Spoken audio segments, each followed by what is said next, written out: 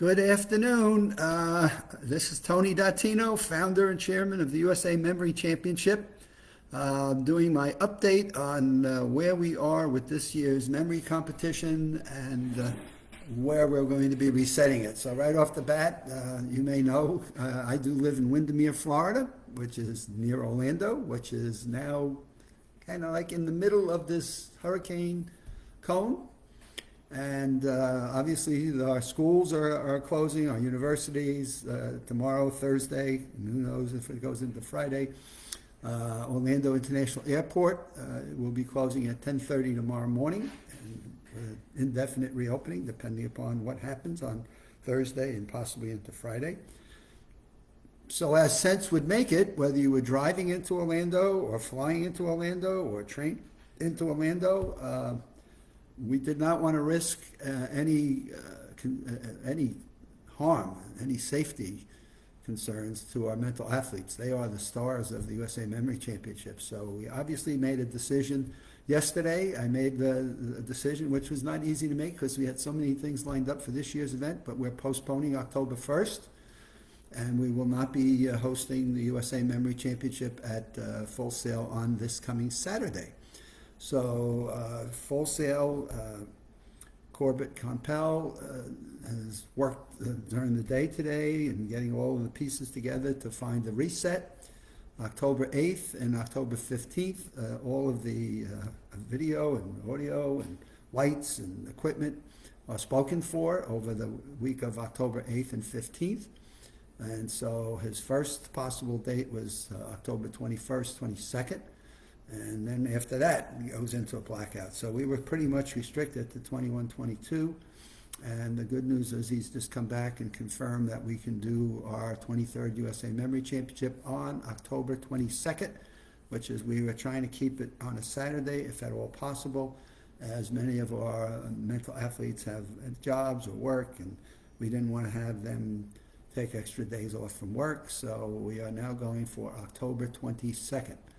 And now we will reach out to all of our mental athletes and wish them a safe journey and a safe weekend. I'm not sure where they all live. I'll have to get Karen Pinson to give me a list of where's the hometown for a lot of people, and pray that they are all safe and they're not in the eye or the pathway of the storm. So that's my update as of Tuesday at 4 p.m.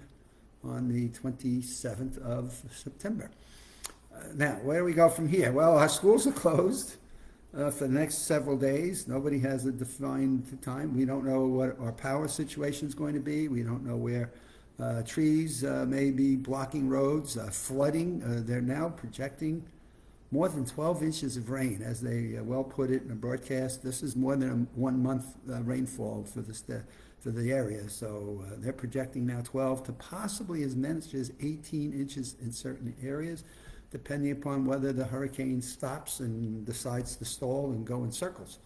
So we not only worry about the wind gust, but now we worry about how much rain we have. And I do have a lovely pond, which I love, in the back of my house, and I'll be watching that pond with 12 to 18 inches of possible rainfall. So I've gone about doing whatever I need to do to try to stay safe, and I worry mostly about power failure. So that's the one that most concerns me, and of course wind damage as to what that may do. We have some very nice, lovely fir trees in the back, maybe 50 feet away from the back of the house, and I just watch the sway of those during normal storms. So I just hope if any of those decide to fall, they go into a certain direction.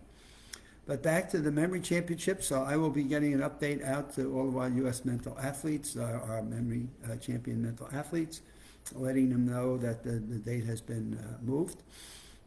I'm delighted that Full Sail is still on board. We may lose Nelson Dellis, which is a bummer. He's got a previous engagement that he'll be doing out of country, and that is a bummer because we were looking forward to having that picked up and being a part of and doing that. So one thing I learned years ago, waiting outside of a studio for a TV appearance in New York, as I was waiting to get brought onto the TV network, there was a major bombing explosion that occurred in the country, and that was the end of my ability to get into the studio and get on TV.